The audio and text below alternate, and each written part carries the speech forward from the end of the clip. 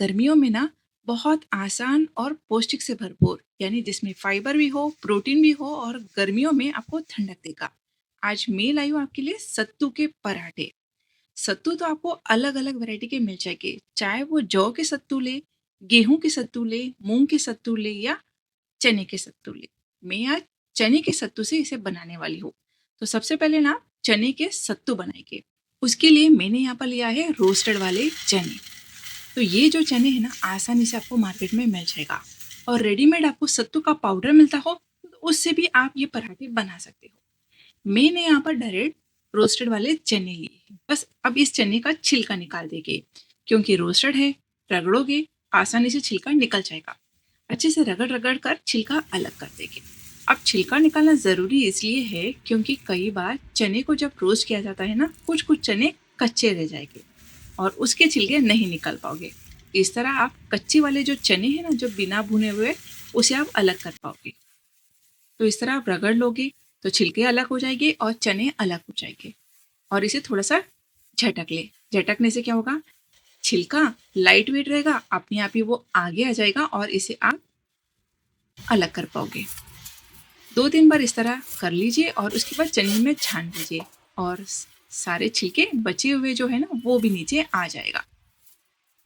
इतनी मेहनत नहीं करना हो तो आपको डायरेक्ट बिना छिलके वाली रोस्टेड चने भी आसानी से मार्केट में मिल जाएगा। साथ ही आपको सत्तू का पाउडर भी मिल जाएगा। जैसे आप करना चाहते हो वैसे कर सकते हो। वैसे मैं ये ढेर सारा हमेशा लेती हूँ क्योंकि इसमें प्रोटीन भी है, फाइबर भी है और इसे आप ढेर सारे अलग अलग रेसिपीज बना सकते हो। खास करके जब भूख लगे ना तो ये चने खाने में बहुत मजा आता है। चाहे वो आप सत्तू की ड्रिंक बनाए, मसाले चने बना दे, इसकी लस्सी बनाए, लड्डू बनाए, चीले बनाए, बहुत कुछ आप इससे बना सकते हो। आप अगर कुछ नई रेसिपी बनाते हो ना वो मुझे कमेंट करके जरूर शेयर करेगा, वो भी मैं जरूर से ट्राई करूँ। ये देखिए, बातों बातों में सारे मेरे चने साफ हो चुके हैं, छिलके नीचे हैं और चने ऊपर। अगर कुछ कुछ रह भी गए तो कोई बात नहीं, लेकिन वो कच्चे बिल्कुल नहीं है। अब ये जो छिलके हैं इसे आप प्लांट्स में डाल दीजिए, कंपोस्ट हो जाएगा, वरना आप इसकी फर्टिलाइजर भी बना सकते हो।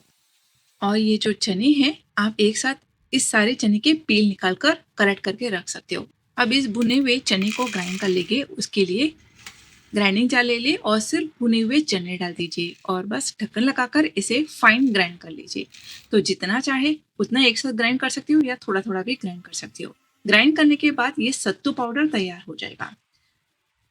अब स्टफिंग को टेस्टी बनाने के लिए एक चॉपर ले ली और उसमें कुछ वेजेस डाल दी अपनी चॉइस से। मैं यहाँ पर प्याज, हरी मिर्ची, कोतमीर डाल देती हूँ। आप इसके अलावा और कोई वेजेस डालना चाहते हो तो आप डाल सकते हो और इसे एकदम फाइनली चॉप करें, वरना जैसे आप बेलोगे आपके पराठे फट जाएंगे। तो वेजेस को एकदम फाइनली चॉप कर लीजिए। अब जितना पराठे बनाना हो उसके हिसाब से स्टफिंग बना दीजिए। एक बाउल में मैंने 1 कप सत्तू का पाउडर लिया है, साथ ही जो भी वेजेस मैंने चॉप किया है वो डाल देगी।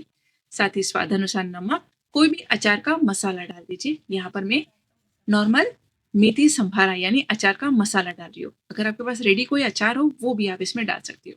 साथ ही 1 टीस्पून सरसों का तेल डालेंगे और इसे बस अच्छे से मिक्स कर देंगे। क्योंकि काफ़ी ज़्यादा ड्राई है, 1 से 2 टेबलस्पून इसमें पानी डाल दीजिए और मिक्स करिए।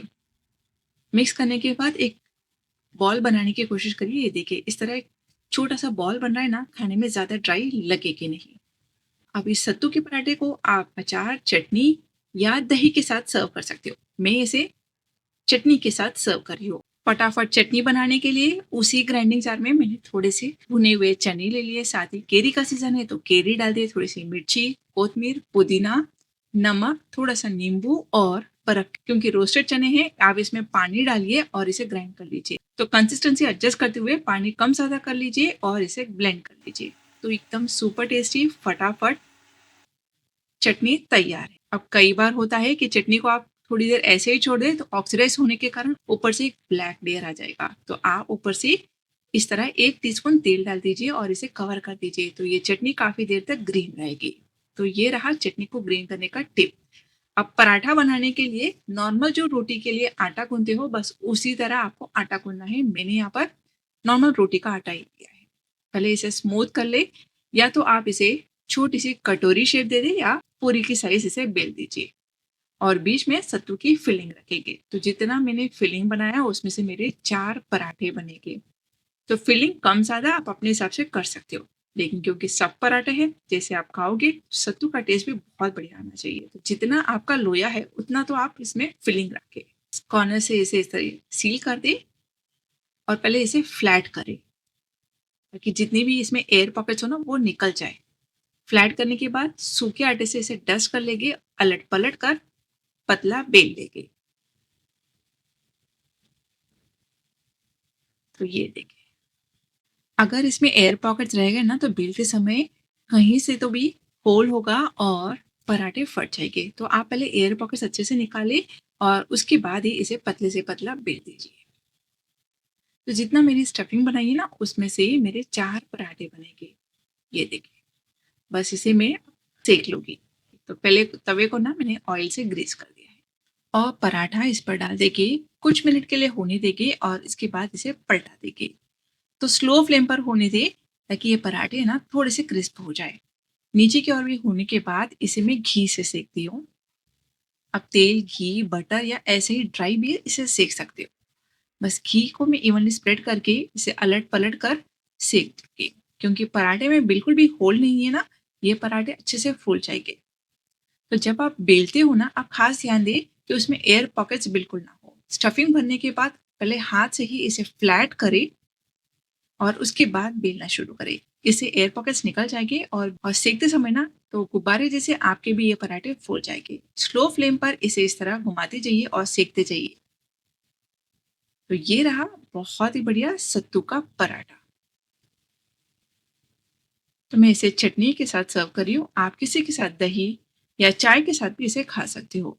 तो फ्रेंड्स, रेसिपी ट्राई ज़रूर करिएगा और बताइए आपको ये रेसिपी कैसी लगी है। साथ ही ये भी बताइए कि आप ये वीडियो कौन से शहर से देख रहे हो।